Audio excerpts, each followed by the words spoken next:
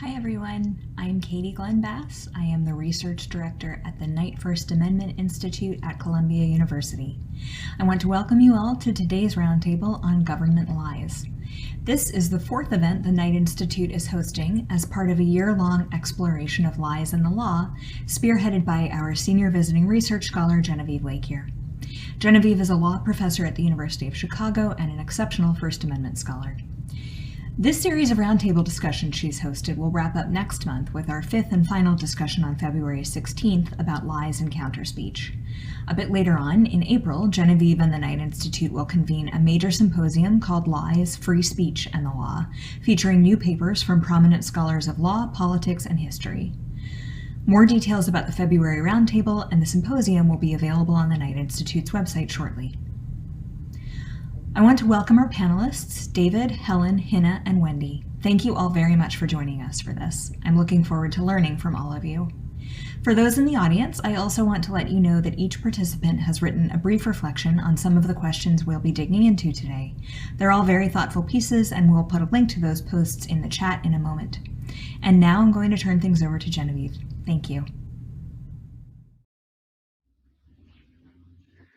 Hello, and welcome everyone to the fourth roundtable in the year-long series examining the relationship between lies and the law. As Katie Bess mentioned, today's roundtable focuses on the thorny question of government lies. Public discussion of the problem of lies and misinformation in the contemporary United States tends to focus a great deal on what we might think of as bottom-up lies, lies disseminated by ordinary private citizens, albeit sometimes private citizens with large Twitter followers on social media. But government actors lie too, and in fact lie in all kinds of ways, in diverse contexts and for a wide variety of reasons. Government officials lie for electoral gain, or in order to get information necessary to achieve government purposes, or to cover up malfeasance, or just because they can. Now, the fact of these lies pose very significant, both, I think, theoretical and legal questions. Is it ever, for example, legitimate for government actors to lie? What role do government lies play in a democracy, in a society, that is, in which the citizenry is supposed to have the power to weigh in on what the government is doing and therefore needs to have accurate information about those actions? And if we agree that some, maybe all, I'm not sure, some government lies are problematic, what can the law do about it? Can we trust government actors to effectively enforce the laws that promote truth-telling by government actors? Who will watch the watchman, in other words? What kind of laws can we devise? These are difficult and interesting questions to think about, and I'm thrilled that we have such a stellar group of speakers to help answer them joining us today. So today we're going to be joined by four panelists. In no particular order, today in the roundtable we have David Luban, University Professor and Professor of Law and Philosophy at Georgetown University Law Center. Helen Norton, University Distinguished Professor and Rothberger Chair of Constitutional Law at the University of Colorado. I think Helen is having trouble joining the feed, but will hopefully be with us very soon. Wendy Wagner, holder of the Richard Dale Endowed Chair in Law at the University of Texas Law School, and Hina Shamsi, who's the director of the ACLU National Security Project. Thank you all for coming, and I'm so glad, I'm looking forward to the conversation. Okay, so note on format. The plan today is organize things not like an ordinary panel in which panelists give prescripted remarks in a set order. Instead, the format is conversational. I will get things going in a moment by asking a question for all of you to answer, but there are no prepared comments. There's no preset order. Instead, the aim is to help us think through these difficult questions of government lies collaboratively. So I encourage panelists to jump in, to respond, and to have a conversation. And audience members will have an opportunity at the end to ask questions. If you do have a question, please post them in the YouTube live questions section. Okay, let's launch in. So to begin, it's worth noting that the category of government lies, even if it's only a subset of the broader problem or the broader category of lies generally, it's a very sprawling one. And this is particularly the case if we include in the category, as I think we should, although I'm happy we can talk about this, not only intentional misrepresentations of facts, what we ordinarily think of as lies, but omissions that are intended to deceive. So if we think of it, the category as government deception broadly, it includes a huge variety of government actions, as some of you noted in the blog post you wrote for this event.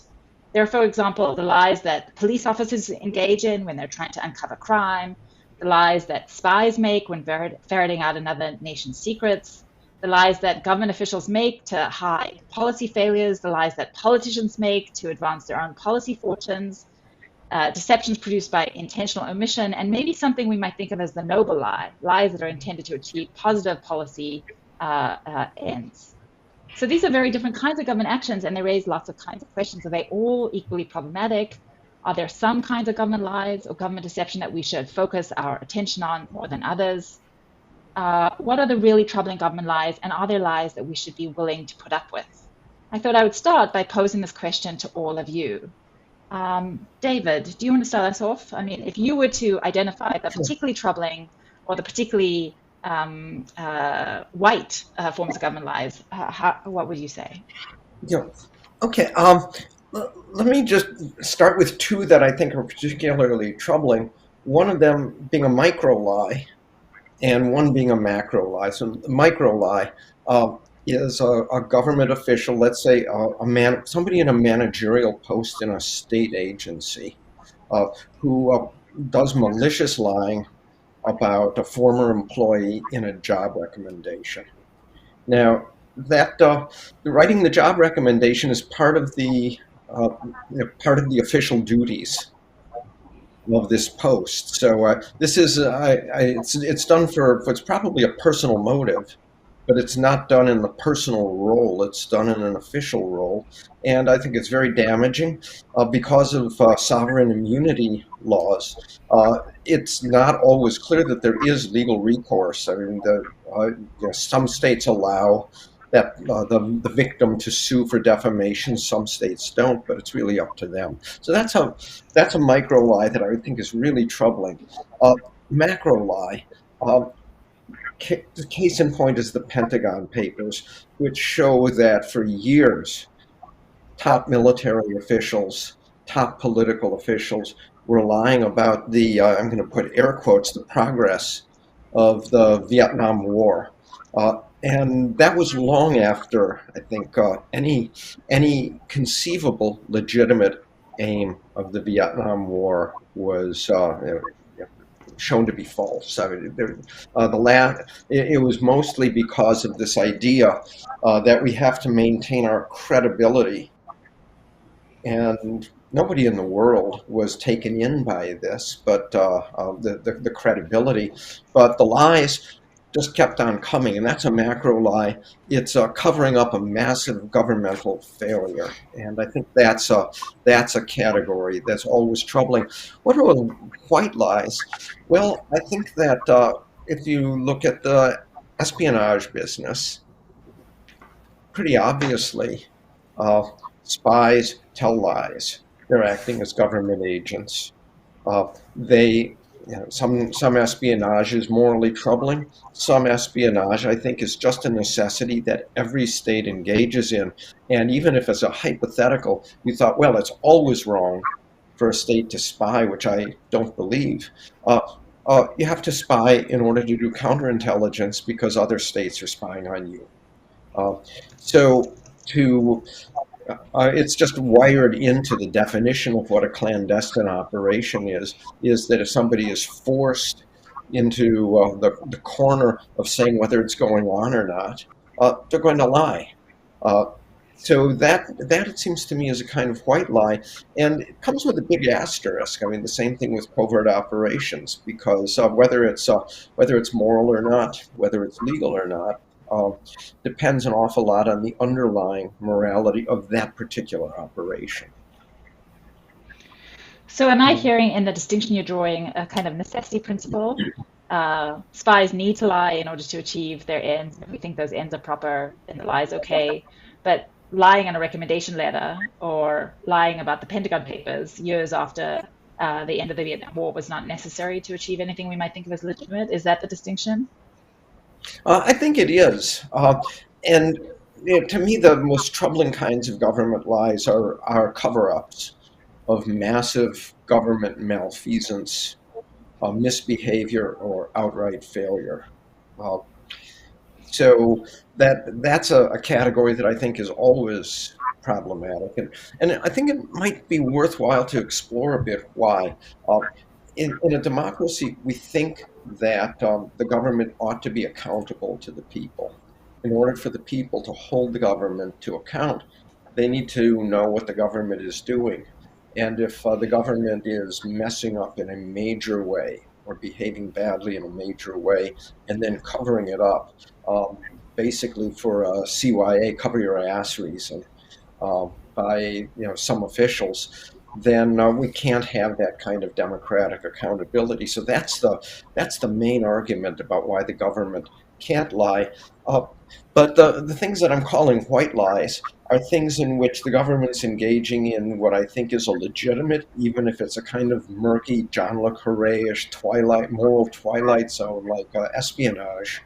Uh, but a government that's trying to protect its people or advance its foreign policy aims has have legitimate needs for intelligence. Mhm. And intelligence can't always be gathered just from open sources. Okay, great. Hina, do you have thoughts? Do you agree, disagree? How would you order Lots of, the yeah, good, thank bad you. lies? First of all, thank you, Genevieve, and thank you, David, for starting us off. Thinking earlier, I always learn from David over sort of a long period of doing this work, and today is no different. As David was talking, I was thinking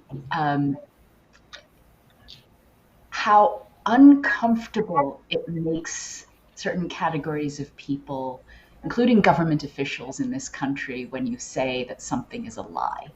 And all of the euphemisms that are used for what are essentially lies, right? So I've spent sort of a professional lifetime focused on a particular category of what David was talking about.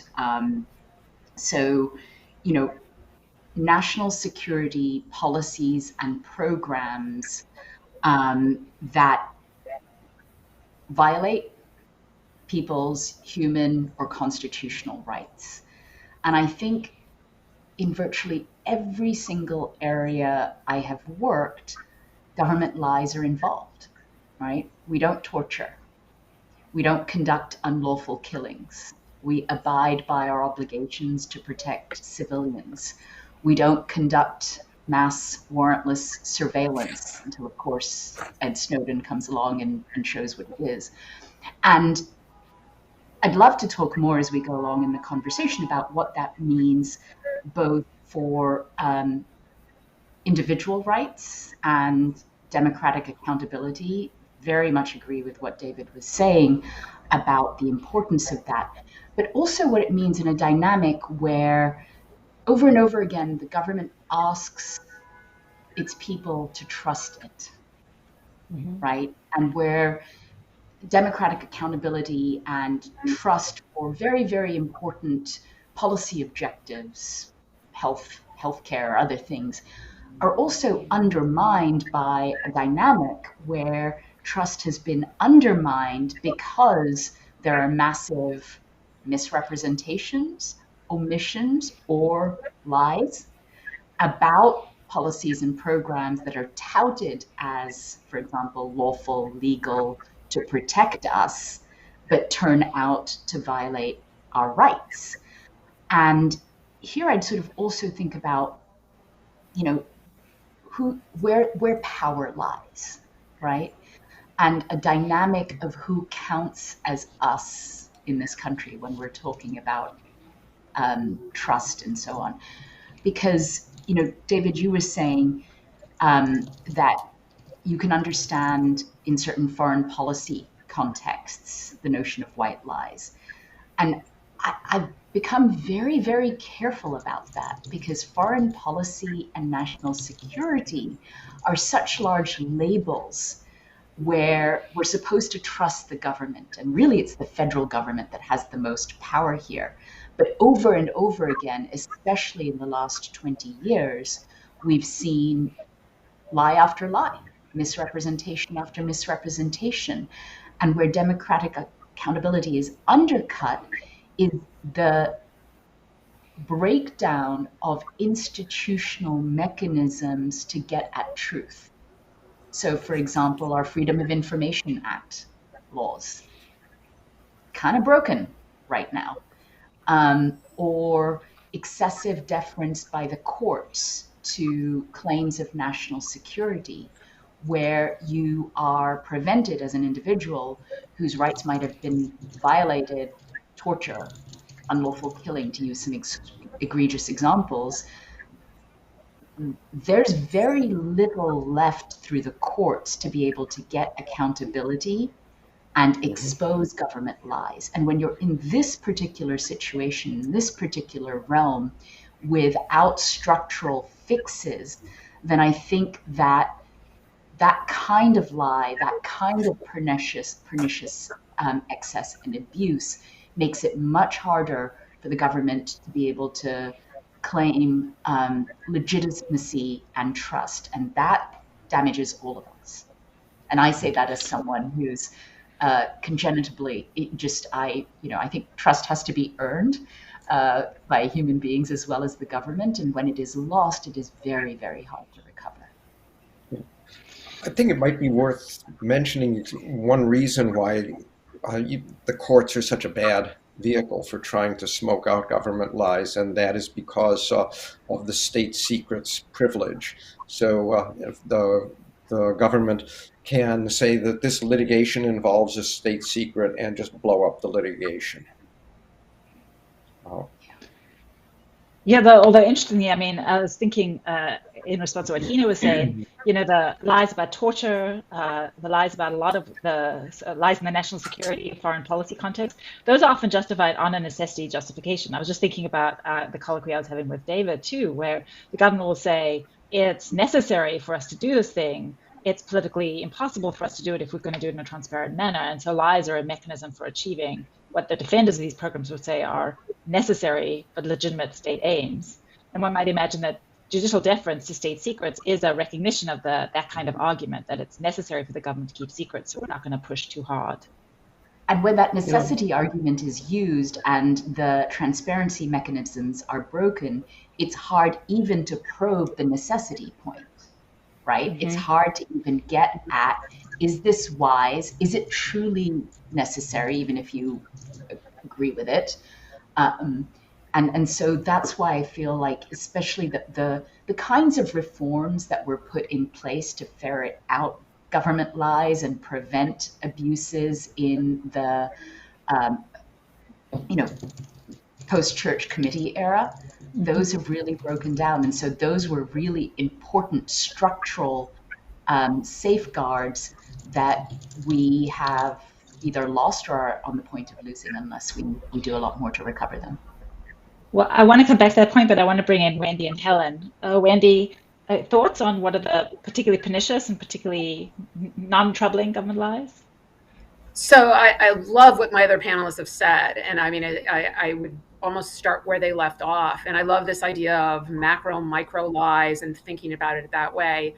But I think this reflects what a paranoid, sad individual I am. But to me, the most troubling lies are the ones that we don't know about and that are systemic. So they're all pervasive and they're happening and there's no way to reach them. And in some ways, I think the prior conversation started to get to that underlying problem that the government is speaking, but there's absolutely no way to know whether it's the truth. And essentially, the information we need to check its work is removed for a whole variety of reasons, but usually because of variant classifications. So for me, the most troubling lies, obviously, are the most systemic, but are those where we're not able to tell whether it's the truth or not. There's just absolutely no way to check. And frankly, I'd add one second criterion, which is that there's reasons to believe the government actually may not be telling the truth. In other words, there's a lot in it for them. There's a lot of benefits to conceal information or shade the truth. And I think when we take those two criteria as sort of troubleshooting, like it's hard to tell whether they're telling the truth and they have a lot of reason not to, and we use those as sort of the probes, I feel like we can start to get to this enormous landscape that we began to map in our blog posts and start to see pockets where we have the biggest things to worry about institutionally. So, I mean, that's kind of how I've been thinking about it in my own field of environmental and public health. I mean, I think this conversation is fascinating in part because it's pushing against a lot of what has been the focus of the conversation about lies and misinformation, even when it comes to the government in recent years. I mean, think about the big lie, Trump's big lie, which is not the Right. kind of structural hidden lie that you were Right. talking about. It's a lie that has been a series of lies, I guess, and deceptions that have been heavily litigated in the public sphere that are the product of kind of intentional, excessive actions by particular individuals that have been highly contested in the mass media. That seems like the polar opposite of the kinds of structural hidden lies that you're talking about, Wendy. So that is a great question, Genevieve. And I didn't answer your second question, like what doesn't trouble me? And this whole idea of government lies, and I so appreciate being brought into the conversation because it is fascinating, but it feels like pulling the thread on a sweater. Like the more you pull, the more it's like, oh my gosh. But on that, I would have said the least troubling lies are the ones that are easy to out. We know they're lies, he knows they're lies, and so we go on about our business, and hopefully ex post there's not a lot of damage. But when you bring up the Trump thing, then we're back to the difficulty of what is a lie and all those underlying social conflicts about even do we believe in science and empiricism that allow polarization to occur from things that seem like they're easy to out, but the public can't even agree on how to figure out whether something's a lie or not.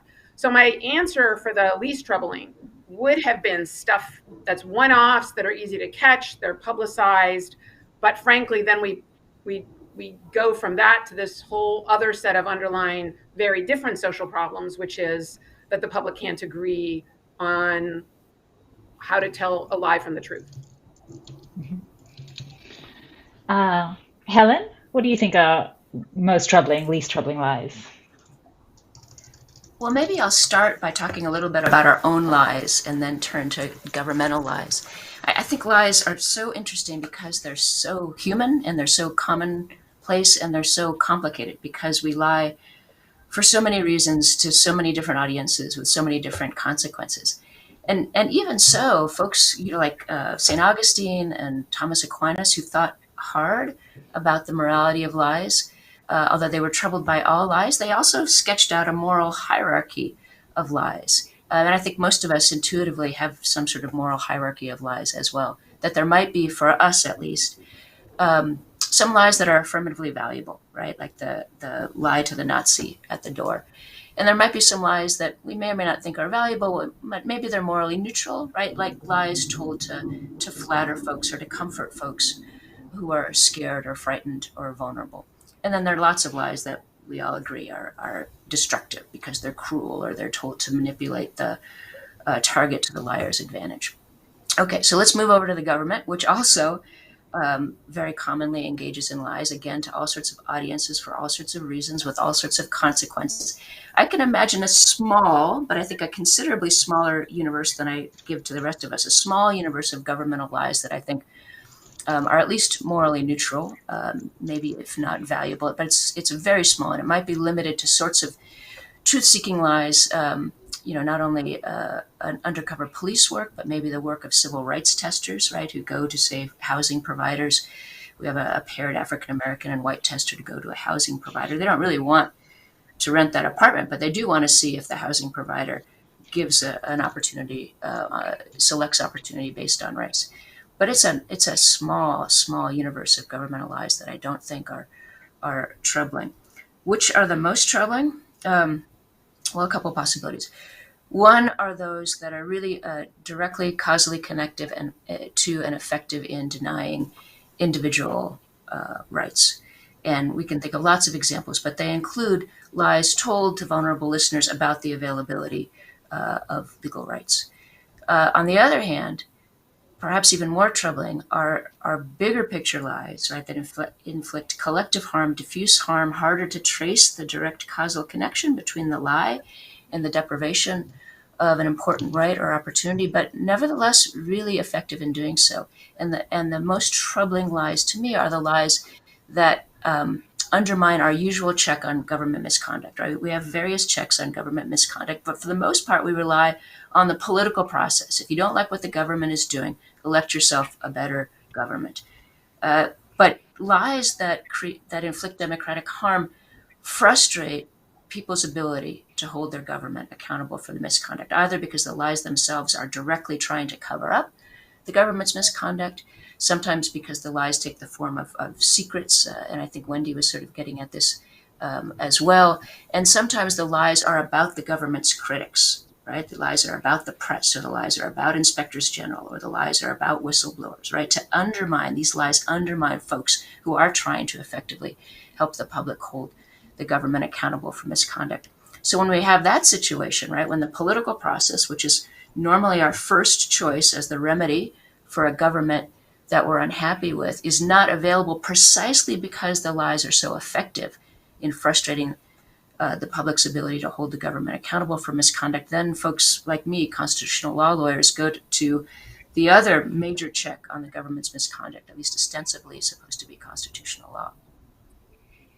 I think that's really interesting because it picks up on a question that I wanted to ask, that I was thinking about actually in response to what Hina was saying about the pervasive lies in the national security state and how they undermine trust in the institutions of government. And I was thinking, Hina, when you were saying that, like, perhaps they should. It's not obvious to me that they do.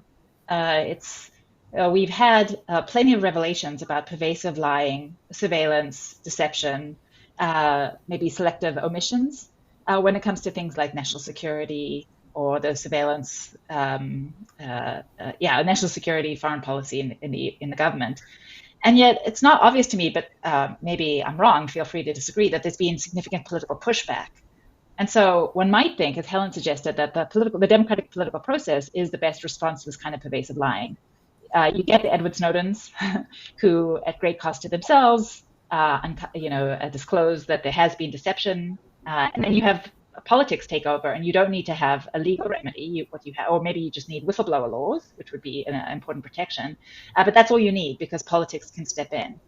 But is that in fact what we see? I mean, just to bring Helen's remarks down to earth, I wonder if you could explain a little bit more what you said earlier about the undermining of FOIA, the destabilization of the institutional checks that are supposed to promote the truth in government.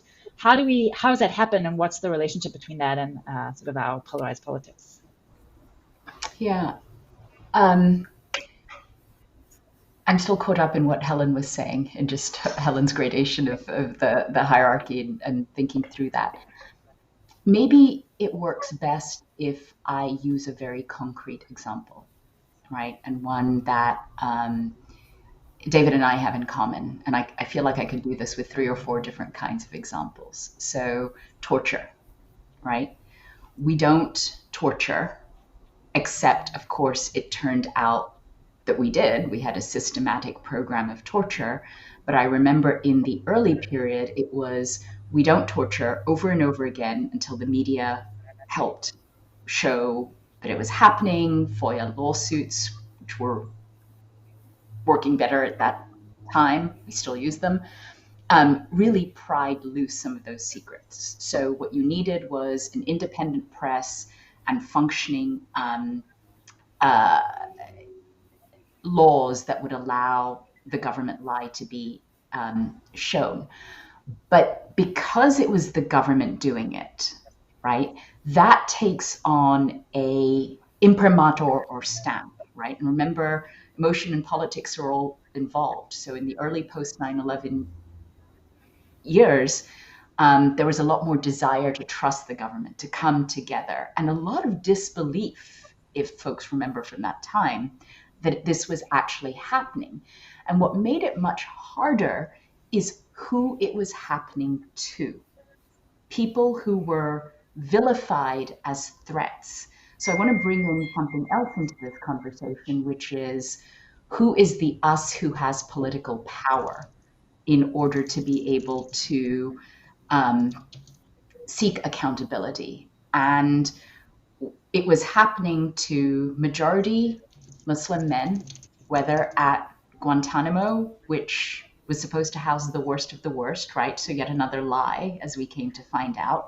Or it was happening to people in Iraq, Afghanistan, secret black sites. And so there you have, and we're still, by the way, working to find out the full truth about government-sanctioned torture in 2022. So there you have a massive lie about torture, which is always unlawful, no exceptions, right? Then destabilizes this entire notion of whether torture is ever acceptable or not because of necessity. Feeds right into long-standing issues of structural racism in this country. Who is perceived as a threat, whose rights, in the views of some, are dispensable. And that, in many ways, when I do my own work and conversations with communities of color, for many of us growing up in this era, many of us impacted, that's where you lose faith. Trust I still find very problematic to talk about because it's so hard. Like trust again seems to be, you lose faith in systems being able to prevent harms and provide accountability for those harms. And when those harms happen in the last 20 years, they've primarily been focused on Muslims and people of color, people of less political power, who are also stamped as potential threats. Then you have a dynamic still where people pretty much now know that we tortured. Do the people to whom this happened, or people who could imagine it happening to them by virtue of their religion or their skin color, have faith that there will be meaningful accountability or that the political process will work to protect them? No. And I think that can disseminate, and I can do a very similar sort of analysis for the watch listing system, which is massively grown, which impacts some of us more than others, and how that was perceived as sort of a niche issue until January 2020 again, right? It was a big deal issue in the early 2000s, January 2020, when people thought they might have been watch listed or put on the no-fly list after participation in insurrection. Like, it's who has power and how much distrust happens or lack of faith happens when the government does these kinds of things. And that's really kind of what I was trying to get at.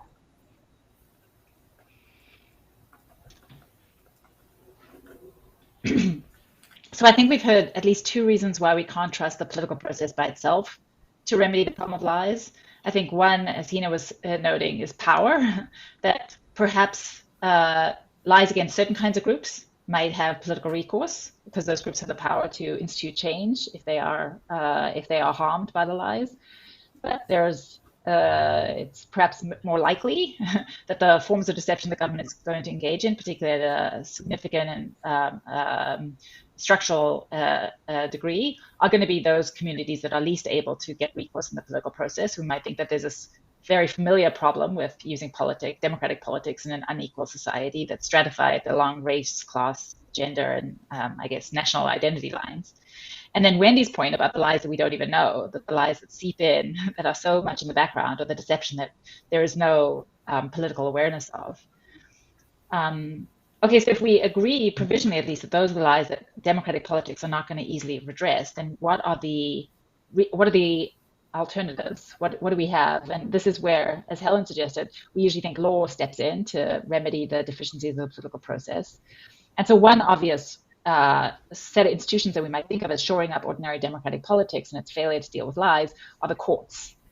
And so I was curious what you all thought about the capacity of courts. I mean, courts are such a funny beast because, of course, they're part of the government. So when we're talking about government lies, courts are judges are nominated in most cases, at least in the federal system, by politicians. They go through the ordinary political process, but they're also supposed to be a check on the government. So how effective do we think the courts are or can be to remedying these problems? Helen invoked constitutional law, But Helen, even when you said, we think that this is a constitutional law problem, you suggested some skepticism about whether in practice this is actually going to be effective to use constitutional law to prevent government lies. So I suppose I'm curious to hear from all of you, how much faith should we put in courts? What role could we imagine the courts playing in remedying the problem of government lies?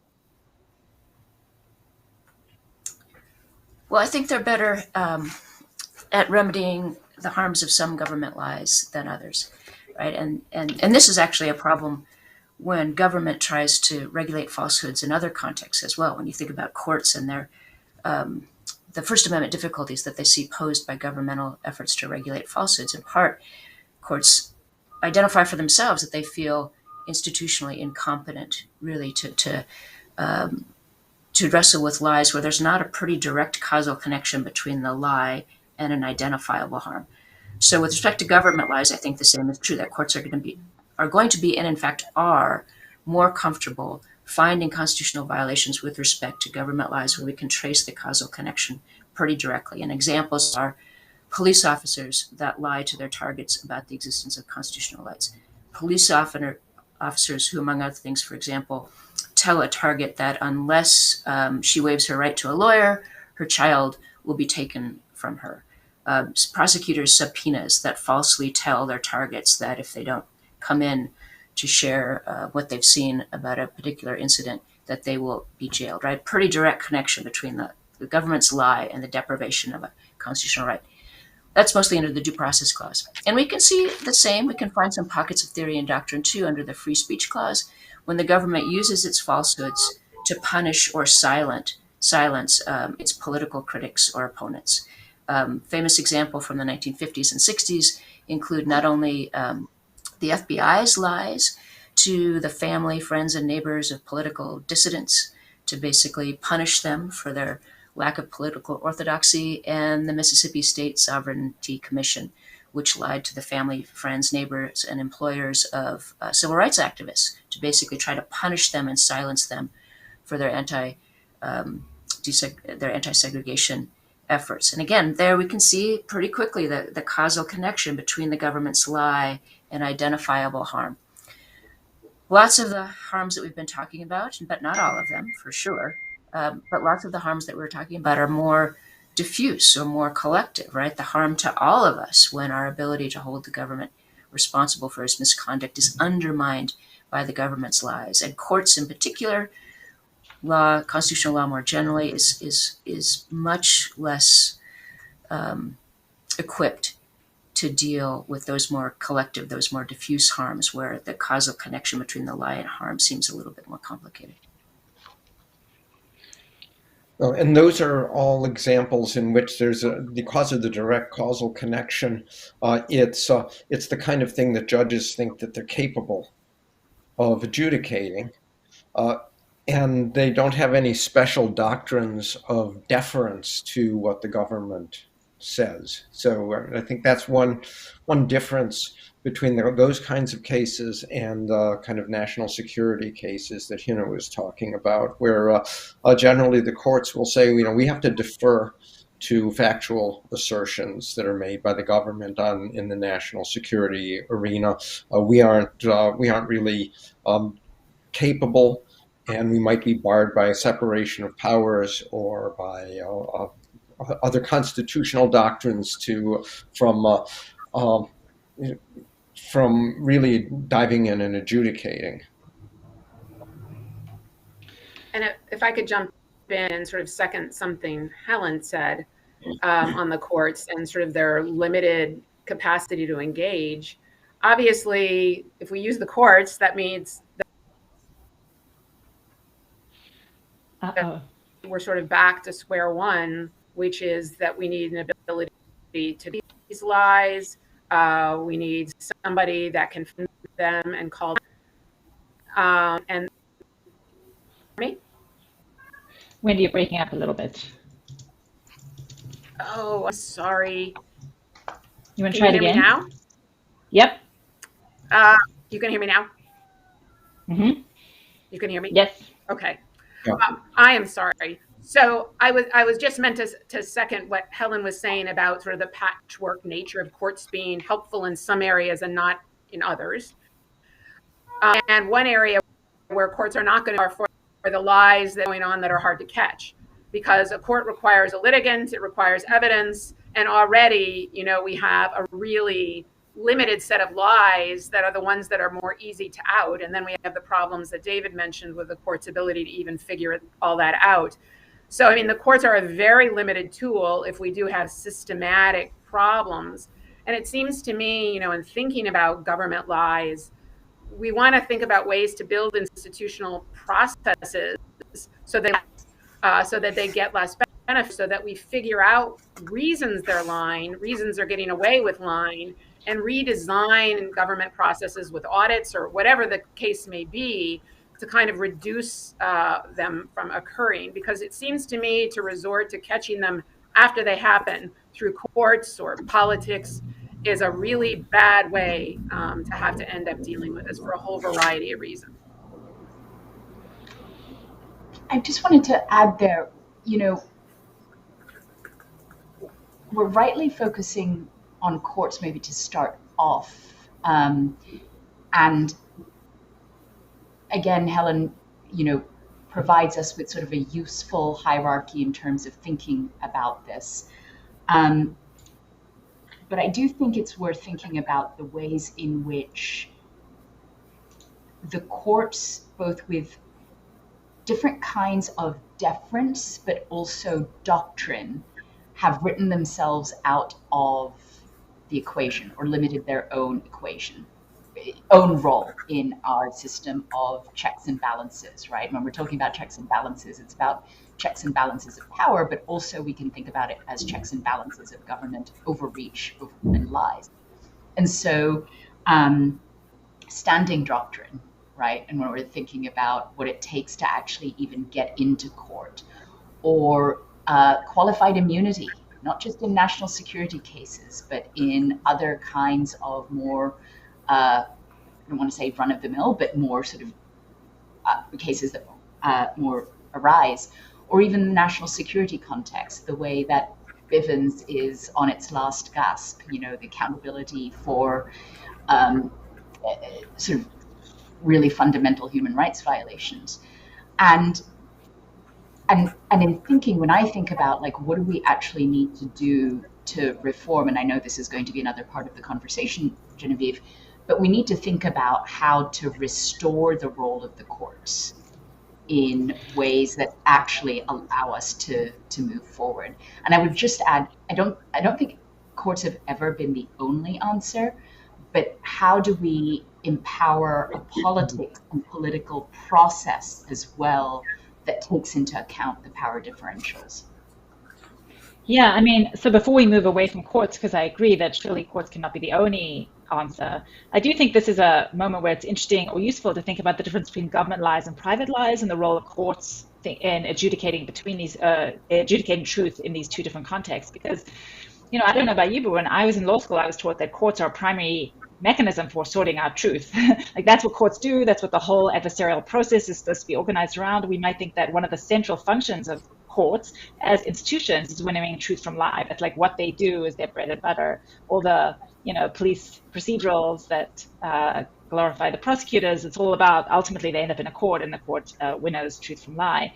And when we think about private lies, it's for sure absolutely the case that courts, that there are lots of lies that are both not subject for First Amendment and other reasons, not subject to legal regulation, and that there are plenty of lies we might think courts do a poor job of ferreting out. But at the same time, it is part of the bread and butter of courts. And we might think of, I think of defamation law and the incredibly important role that it plays in the regulation of lies in the private sphere.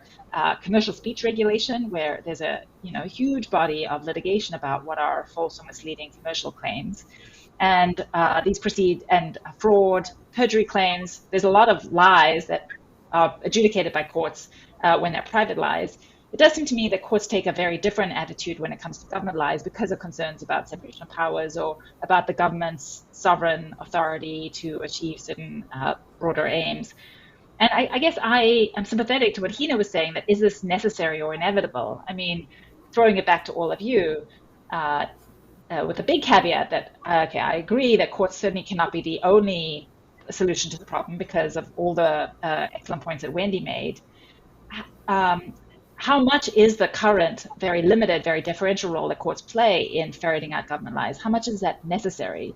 An inevitable feature of institutional competence, we might think, or the politics or something we might call separation of powers, and how much of it is a function just of where the courts happen to be right now, or perhaps we might think of as judicial politics. I'm curious. Yeah. I mean, I think one thing is that even if the courts are in some way politically independent, they're also politically shy. So let me just give some What do you mean by politically examples. shy? Yeah, well, one of the subjects that I teach and work on is the ethics of the legal profession, and the post 2020 election, you know, games and lies turned out to be very low-hanging fruit for legal ethicists because there were so many frivolous lawsuits that were filed. And frivolous lawsuits are illegal. They can be sanctioned by the bar. They can be sanctioned by the courts. And in some cases, I was actually surprisingly few, there were sanctions. But one of the things that was interesting about these opinions is how much the judges that were doing the sanctions kept on insisting, we're not going to judge the underlying truth or falsehood of these conspiracy theories that we are sanctioning the lawyers for having brought. We just don't want to go in there. So this was, I think, political prudence, political shyness. So instead, it was the theory in all of the sanctioning cases was you were making these allegations without having done any due diligence about them. You just took 150 affidavits from people who had a sense of grievance and presented those as evidence that something was going wrong. So one of the things that was interesting was that the judges who wrote these opinions are really indignant. But the part that I'm emphasizing right now is that they didn't want to step into a cesspool by saying we are now going to declare that this conspiracy theory is a lie. So all that we can do right now is to say that you were a completely irresponsible actor, and that contravened what a lawyer is supposed to do as a kind of gatekeeper to keep junk out of the courts. So, it was a kind of fine line, and I thought that the judges who did these I mean, it wasn't just judges, it was also the New York Bar, for example, when they lifted Rudy Giuliani's law license. Very careful to say what you did wrong was that you just were copying blog posts by whoever without ever checking to see if they were true, and that's what a lawyer shouldn't do. But they really didn't want to step into the minefield of calling lies lies. Yeah, I very much appreciate the question. And there are legitimate institutional competence concerns, and there are legitimate separation of powers concerns, and yet, as I think Hina explained so forcefully, even though courts cannot solve all of the problems of government lies, they can solve more of them than they are currently choosing to solve. That, as Hina points out, the court is making some deliberate doctrinal choices to avoid some of these questions when it need not. And Genevieve, as you pointed out, as evidence that courts need not be quite so shy about this, is that courts do, even as they tell us that lots of lies, of our own lies, are protected from the government's regulation by the First Amendment, they do regularly police the regulation of a whole number of subsets of lies. Gregory Class has called this the private law of deception, and it includes not only securities fraud, it includes commercial fraud, it includes defamation, it includes a variety of torts, so that courts do have a fair amount of expertise in policing private lies that can absolutely be transferred to government lies. I think probably the court is not going to be any more braver with respect to government lies than it is with non-governmental lies, but it seems to me that to the extent that the court is willing to police non-governmental lies, it should be even quicker to police governmental lies, precisely because the government has greater capacity to hurt us with its lies.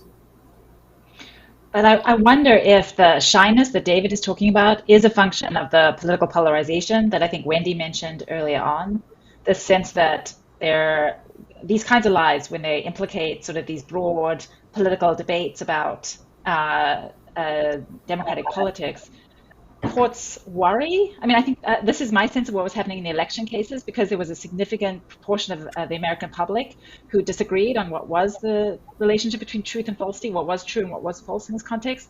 Courts were very nervous about intervening in what appeared to be a political debate, even if when we look at it, we think that it's simply the adjudication of truth or falsity. This isn't about politics. This is about empirical claims about facts in the world. That there is this anxiety that they are then stepping out of their institutional realm and becoming politicians in robes merely by making claims about truth and falsity. And that is maybe one reason, this is just a hypothesis, one reason for what we might think of as the shyness of courts. Wendy, I know you wanted to jump in earlier. So that's a wonderful lead-in, because I was going to actually suggest maybe the flip of what you just said in sub-areas. So as we talk, the more we realize that our mapping probably has to include some substantive law differences. So for example, the role of courts in the administrative realm, I think, is the opposite of what you discussed, because the court panels are politicized. And empirically, we see that you have 2 Republican judges and 1 Democrat on the panel. They can be very skeptical of the government and really root out lies that aren't even there if they don't agree with the government's position politically, and then the flip side. So interestingly, I think the role of courts in a lot of administrative areas is probably to be politically vigorous in catching lies and catching non-lies in a political way. So it's just more the conversation. But the only reason I wanted to jump in is made me realize just how different the substantive worlds of law that we're living in play out in terms of some of these features of lies and institutional fixes. Right. So maybe we should disaggregate some of the conversation and talk about lies in particular kinds of contexts. Although, just in response to your earlier comment, Wendy, I mean, the possibility that courts are going to be overly, I guess, what's the opposite of shy? Confident, aggressive in policing lies is, of course, always the underlying concern when we're talking about the legal regulation of lies, that the government actors will use the claim of lie as a means of advancing their own political agendas. So everything you say is true, everything your opponent says is a lie, and that's a useful means of transforming what is in fact a political dispute into a legal dispute.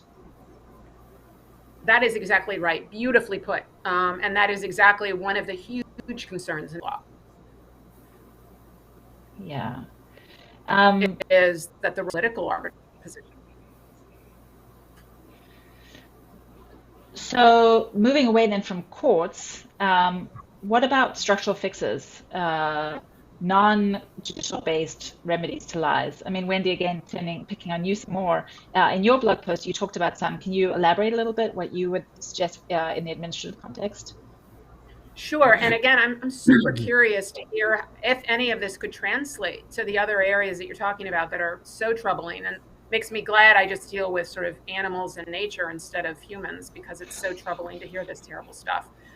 In any event, in the administrative realm, the actual way we design decision processes kind of is set up to allow the government systematically to lie or to create a lot of untrustworthy information, and actually to make it impossible for outsiders to even know that they're lying. And so, for an example, and these are science-intensive, as I think designed agencies that do science-intensive rules, is to put the political official at the helm of the decision, and actually not to create any internal walls or structures for the scientists. So when the agency comes out and says this species actually shouldn't be listed on the endangered or threatened species list, that underlying assessment was done by the appointees along with the field biologists, and there's no way to tell where the science left off and the politics began. Now, that's one illustration. But when we design our policy making processes, they produce what David's called policy lies. They are bound to produce ends-oriented, convenient political decisions that manipulate the science, and we see examples of manipulating the science. So I don't know if this would work outside of an administrative environmental law. It might not even work inside. To me, some internal decision structures that start to root out lies. For example, in environmental and public health, one idea is that the staff experts produce their own independent literature. It's peer reviewed, it's public, it's rigorous. And then if the political official doesn't like that inconvenient science, they have to deal with it. They can't lie, they can't manipulate and misrepresent the truth. Another area that I think we don't do nearly anything with that's rigorous is the use of external peer review. I'm hearing about internal audit processes where we literally have an independent body that knows there's a temptation to lie in a particular policy field and has these ex ante random forced audits that are super rigorous, that their whole life depends on doing ways to build government processes to spit out lies in ways that are undetected, to create internal systematic checks in the way we actually design those processes. So you're suggesting a kind of ex ante rather than ex post approach to the regulation of lies. It sounds like more structural and institutional rather than court based. Yeah, I mean, again, in the areas I worry about, it's the courts are almost no help. Public interest groups don't have the resources. Nobody is going to be bringing these cases except industry. The whole thing goes in a very bad direction in administrative law to use the courts.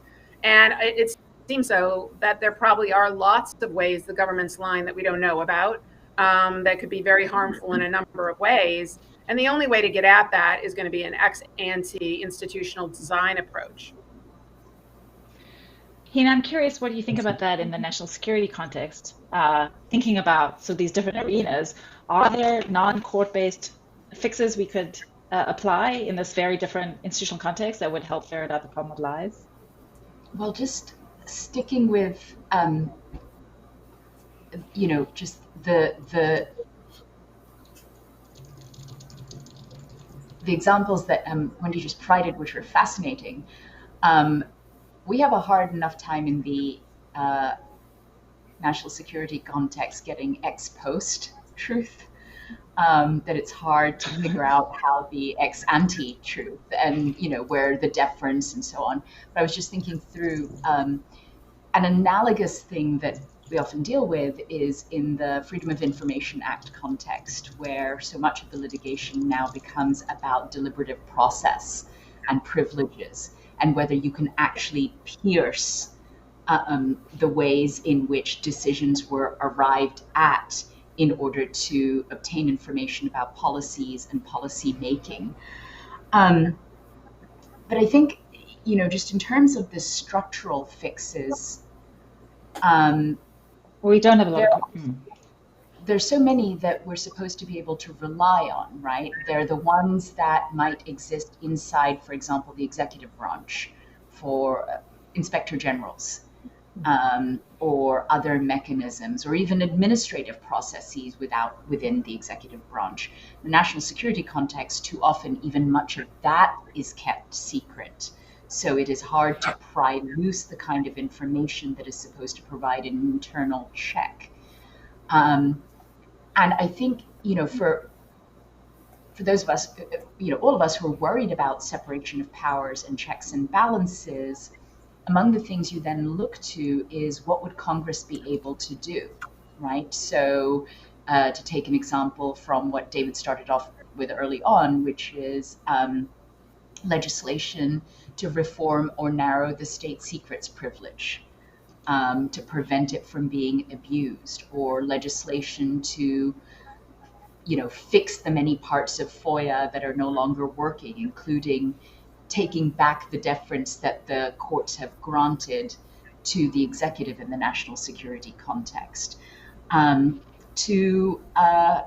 Might seem like a pipe dream, but I believe it's so important, legislation to grant sort of a legislative bivens, to be able to have sort of a federal version of Section 1983. that allows for what is supposed to happen. Like, we're not starting from scratch at this point. There are mechanisms and norms that are supposed to be able to provide fixes on institutional governmental lies. They're never perfect, because I don't think norms ever are, nor are institutions ever perfect, but they can be shored up. And I think we're still at a point where we have to figure out the overhaul and fixes, which is harder to do because of the polarization, where even assertion or protection of individual rights becomes a polarized political choice. And so I'm still at these things are hard stage.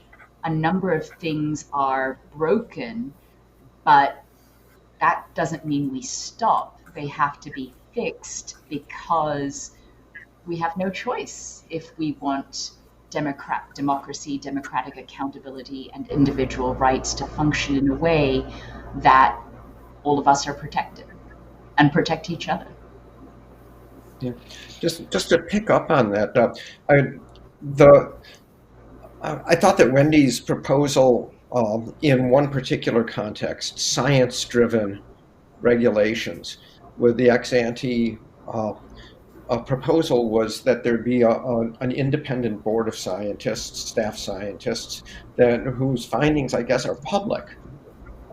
And then the political leadership has to deal with that somehow. And in the national security sphere, I suppose that there are some areas in which that model might work, but those are probably on things like the efficacy of weapons research.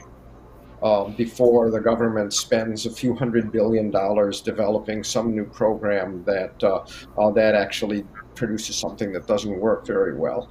But I think that when you move away from things in which there is science, whatever we mean by science, but let's just say what we usually mean by science that's backing it up, and you can draw a sharp line between science and politics, then that mechanism might work. But there's so many national security decisions in which there isn't a science there, and in which I think let's say intelligence gathering, you might say, look, there are objective findings that intelligence analysts make, but intelligence analysts have a lot of internal agency problems, of bosses that they have to please. Even if they're supposed to be independent, they do know that they have a consumer at the other end, and that there's some things that the consumer doesn't want to hear. And that means that it's very difficult to figure out what an institutional ex-ante fix would be to make sure that the decision maker does have access. Can I just jump in with 1 minute just on this, which is sort of an equity? One of the big asks that we currently have to Secretary Mayorkas, for example, just to bring it back to a concrete point, is, does the Department of Homeland Security have a mapping of all of its policies and programs that collect information about Americans and people in the United States, and can it be made public? What information do you collect about us?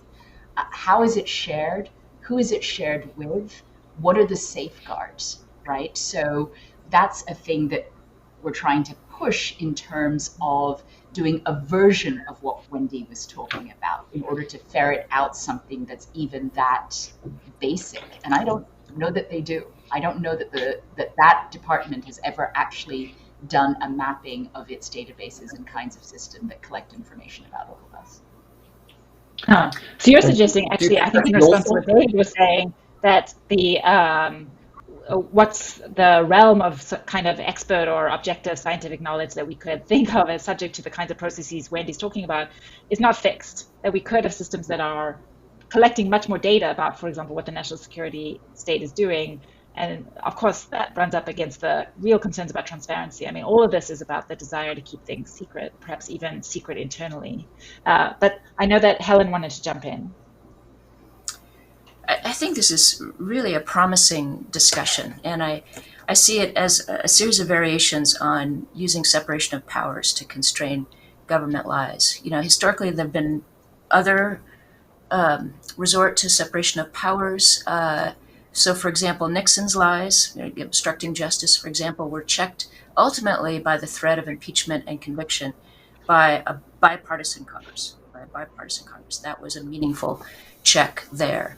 The Senate eventually, it took them way too long, but the Senate eventually engaged in counter speech challenging Joe McCarthy's lies through censure. But other ways we can use separation of powers to counter government lies are through statutes of various sorts, right? The government doesn't have First Amendment rights of its own, right? The Constitution protects us from the government and not vice versa, which means that legislatures are empowered to constrain government lies, and they sometimes do so in all sorts of ways. Sometimes statutes can require government transparency, and probably they should in many more situations. For example, legislatures could require candidates for certain offices to make their tax returns available for public viewing. Sometimes legislatures can forbid government actors from lying in specific settings. The state of Illinois, for example, recently became the first state to prohibit law enforcement officers from lying to minors in their custody. So there's certainly the opportunity for those sorts of more direct substantive regulation of government truth or lies. But I so appreciate the direction that Hina and Wendy are suggesting, is that we should think too about legislation that creates processes, right? Truth finding or maybe lie limiting processes. And I think that carries great promise. Great. David, you wanted to jump in? Yeah, I'm just wondering how this works with protections of political speech. So I would just roughly here the distinction would be between the person in government who's lying being an elected official and being not an elected official. The person who is running against an incumbent can lie pretty much about anything because it's political speech and it's protected. Presumably, the person who is an incumbent also has some kind of protected speech rights that would stop legislation from curtailing them. But that means that what we're trying to do is to distinguish between, this is the way that I put it in my blog post, between the personal lies of, let's say, the president. Just Barack Obama's campaign says that Mitt Romney wants to fire Big Bird. That was a lie. It was something that PolitiFact said was pants on fire. But it was a campaign lie. It was campaign trash talk, and campaign trash talk, campaign boasting. I brought 400 million new jobs in. That's something where I think that there would be a real problem in saying that somebody who's not an incumbent gets to do this. The incumbent doesn't get to do it. So what we want to find are the kind of lies by elected politicians that aren't personal lies and aren't political speech as such. But what they are lies that can be attributed to the office, and not to the president, but to the presidency, and therefore to the government. I actually find it very hard to find a non-fuzzy line between those. I'd love to get some help, and how do you define the difference so that when an elected official, just going back to the election, starts lying about whether the Dominion voting machines were hacked. And they're doing it using, in some sense, the bully pulpit of their office, but it's political. And it is a kind of political speech. And if a private citizen said it, we might not be able to legislate them to stop them from saying it. So how do we sort out, especially for elected officials, the line between personal and governmental lies? When is it a personal lie? When is it a governmental lie? Helen, did you want to respond? Yeah, I think that's a very important distinction. And although I agree that the line between a government official's government speech and her personal speech is not always bright, I think that here actually we have a range of tools that courts are actually pretty comfortable with using. And maybe the most recent example is the Trump Twitter case that got to the Second Circuit. You know, he was using his private personal Twitter account, but he was using it to do the government's business. He was using it to announce nominations. He was using it to announce policy, etc. And that courts, I think, are fairly comfortable in most circumstances teasing out when somebody is speaking for the government based on setting and content from when someone is speaking in their personal capacity. I think that we do have the tools to do this most of the time. Well, and interesting enough, I mean, I think we are seeing in response to the big lie in the last election, a host of laws that are targeted at political candidates and politicians who treat, just as David suggests, these two categories of speakers as equivalent. And both are sort of focused on lies that are made about their electoral chances. But I think in those cases, they are going to be subject to rigorous First Amendment scrutiny. And it's going to be, I think it's unclear what the scope of permissible regulation is.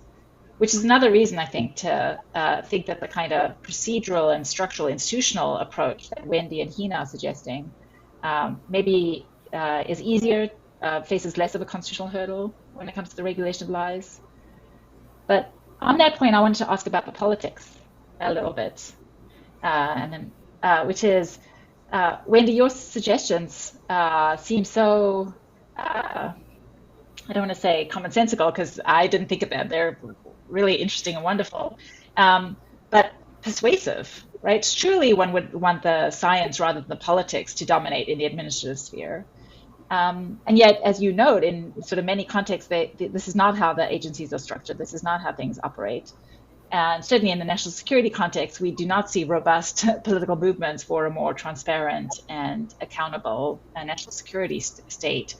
So what are the politics doing here? I mean, is there, I suppose, do people really, how much does the American public care about government lies? Do people want to know what the government is doing? I mean, you might think that there are areas where citizens don't actually want to know the dirty work that the government is engaged in. They may not want to know about all the violence that is being carried out in their name.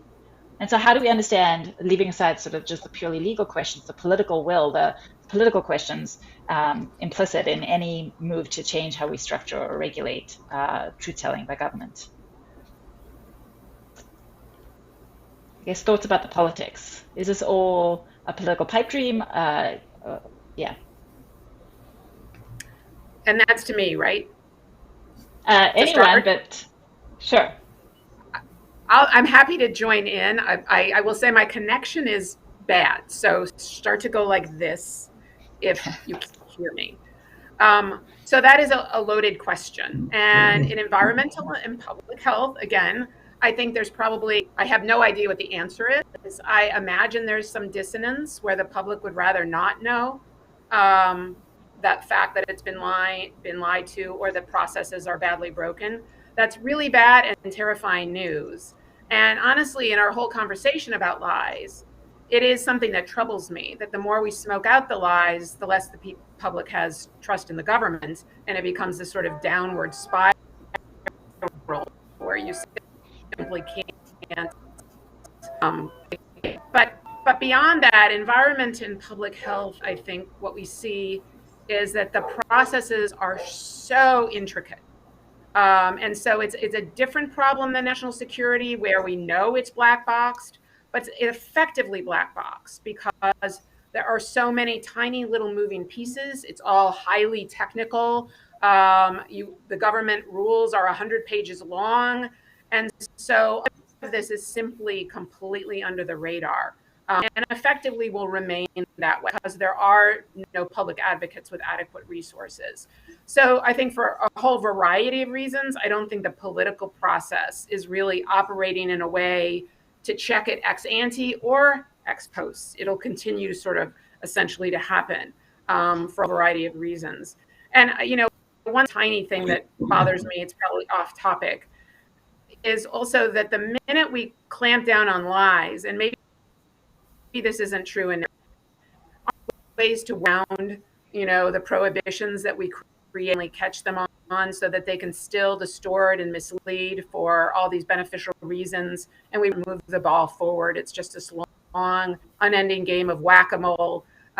So, I mean, it's just a really sourpuss thing to add at the end.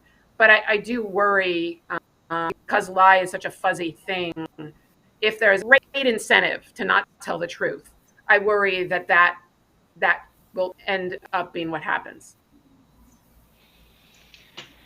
Other thoughts on the politics of the regulation of lies? Well, I'm wondering whether there might be some of the kinds of reforms that, for example, that Wendy spoke about, that are in some sense so technocratic that they won't get any political blowback from the public at large, although they might get a lot of blowback from industry. So for example, I can't imagine a gigantic groundswell if there was a requirement that there be an independent panel of scientists who are studying an issue, who make their results public.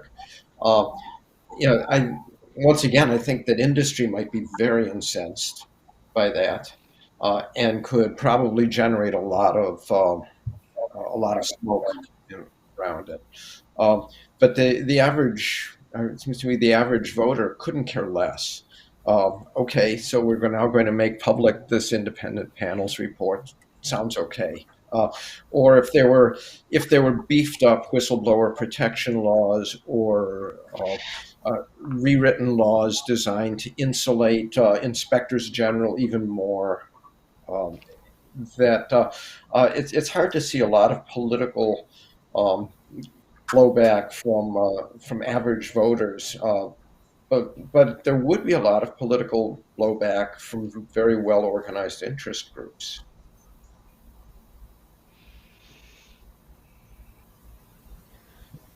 Yeah, and this speaks to the fact that lies are serving all kinds of purposes, commercial, economic, and political. Um,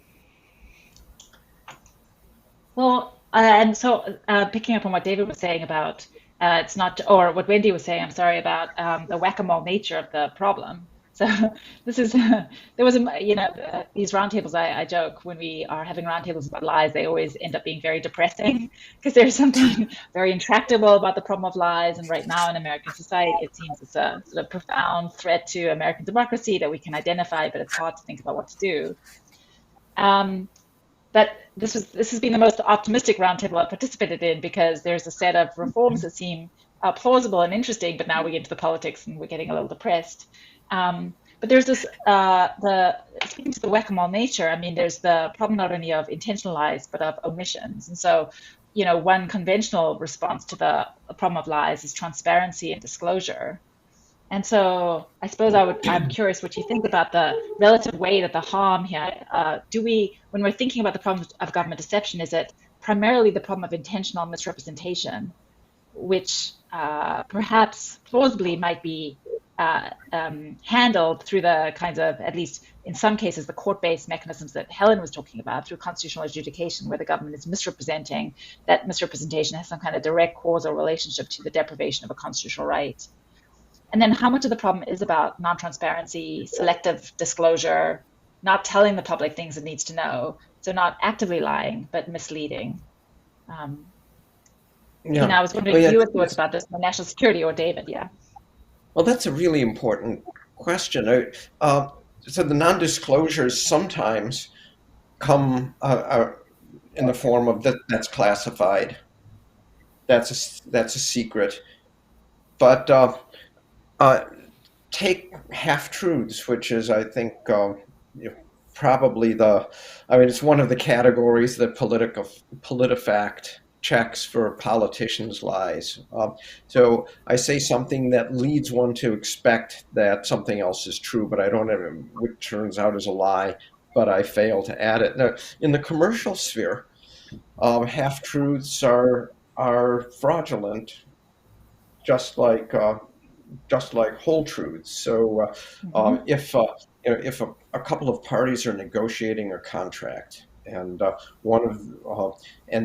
a new fact comes to the attention of one of the parties that actually changes the terms of the contract, they're under a legal obligation to disclose it, or else the contract's invalid. So there's this sense that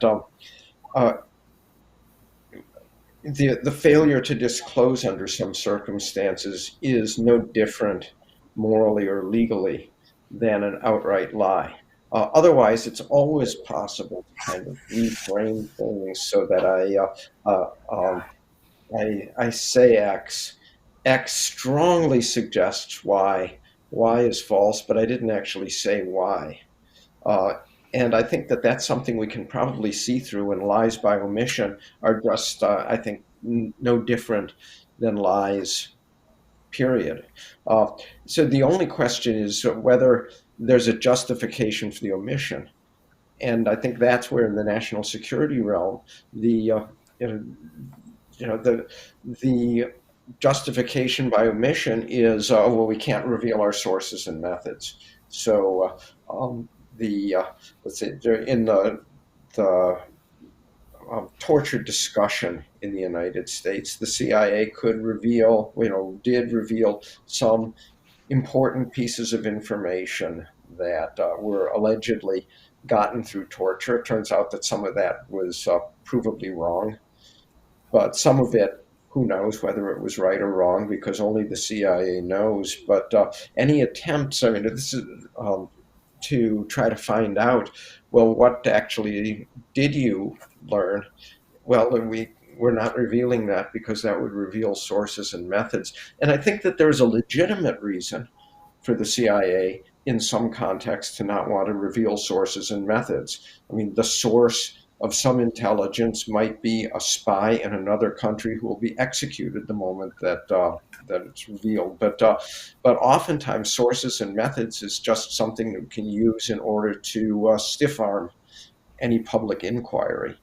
And in that case, the favorable omissions, or sorry, rather the favorable statements that are released in public are half-truths, and that and since they're supposed to be conveying a whole story, they're the equivalent of lies.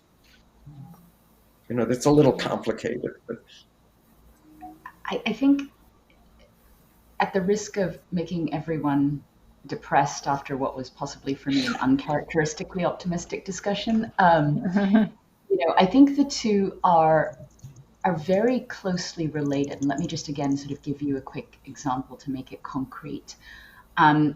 We litigated a challenge to the unfairness of the no-fly list for about 9 years. It took that long. And the initial challenge was essentially provide a fair process, meaningful notice, meaningful opportunity to be heard about why our clients were on the no-fly list. And what that required also was why are they on the list, right? So evidence, facts. But in the course of this, another thing that had been kept secret, and this is what I find also especially pernicious, is the criteria for being watch listed, the criteria for being put on the no-fly list. Something like that, there's no question to me, if it's impacting individual rights, that should be public. It becomes a lie by omission, and a very harmful one when it is not made public. Come to find out, because this was done to the media by a whistleblower, that the criteria for placing people on the no-fly list is if they are a threat of committing something. That's huge. So gives lie to the claim that these are all terrible, terrible, bad people who should have one of these terrible sanctions. And then only through litigation do we come to find out that placement of the no-fly list often is based on a prediction by government agencies that someone might commit a bad act in the future. And so the difficult conundrum is, how do you prove yourself innocent of something you have never done and will never do? It took years to ferret that out. And that to me is an example of lie by omission, very closely related to the bigger we're doing this for your protection on narrow grounds for, very good reasons, that we've got to be able to fix. And that part is really broken. Helen, I wanted to go to you.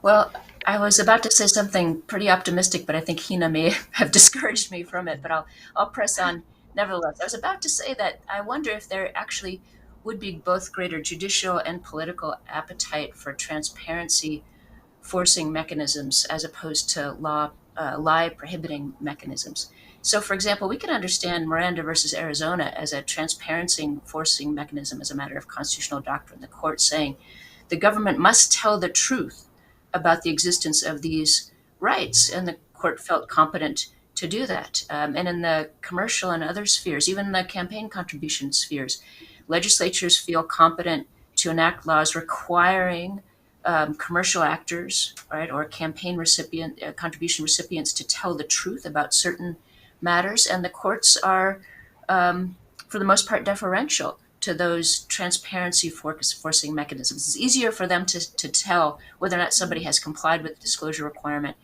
than it is for them to tell if somebody intentionally distorted the truth, is my sense of their assessment of the institutional competence. And this goes back to a focus on process rather than semantic, like don't go after the lie per se, but go after the institutional process.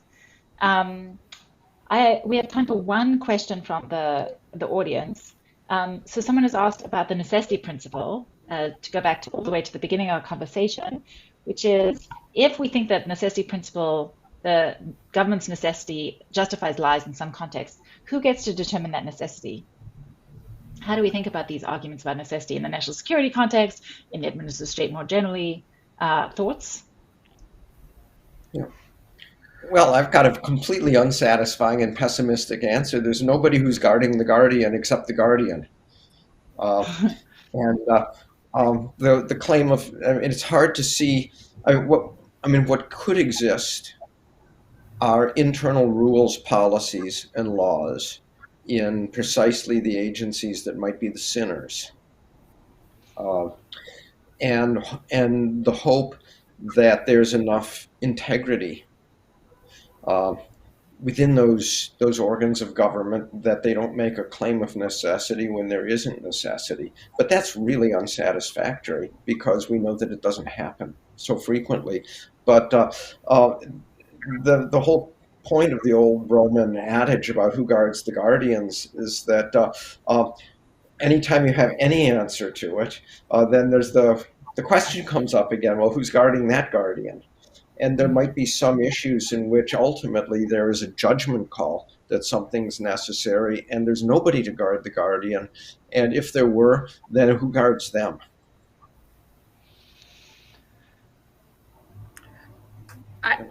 I'll jump in. I really love David's answer. I think it's great.